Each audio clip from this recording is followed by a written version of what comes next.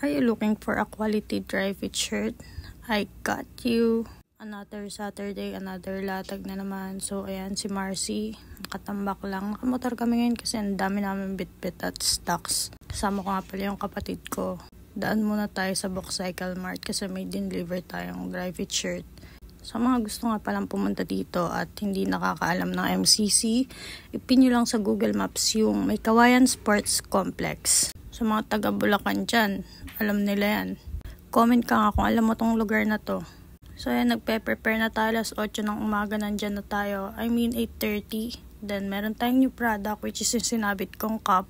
So ayan yung bestseller natin as of now, yung bib short. Available in color white and black. And nilatag na natin yung panapin natin. And kumpleto din tayo sa dry fit shirt. Color white, black, blue, at maroon. Magkano nga ba to?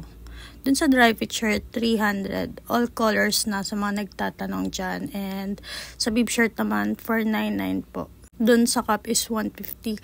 As of now, sold out yung socks natin. Tsaka base layer. Pero soon magre-release na ulit tayo. Then, after natin maglatag, dito nga pala yung pwesto natin, guys. After ng Batengteng. Ayan, kasunod lang ng Batengteng. Kaya huwag kayo mahiyang lumapit pag pumunta kayo dito.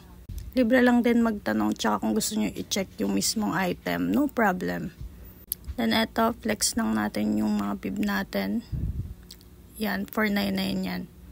So white and black. And PM nyo lang ako if gusto nyo umorder. Then ayan, Pilipinas dry fit shirt. Ano bang gusto mong kulay dyan? Pili ka na.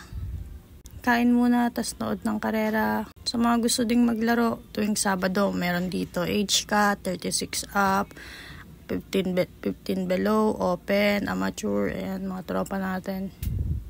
Tamang nood lang sila dyan. Feel free na tumambay dito pag nandito kayo, huwag kayo mahihiya. Yan, nakabenta tayo ng cup. Thank you, kuya. Nagligpit na kami, then pumunta sa GNT, nag-ship ng mga orders, tsaka uwi na. After nyan, di pa tapos araw natin, guys. Kasi may meet up pa tayo ng sublero. Maraming salamat po sa lahat ng bumibili at sumusuporta sa atin. Yun lang. Bye!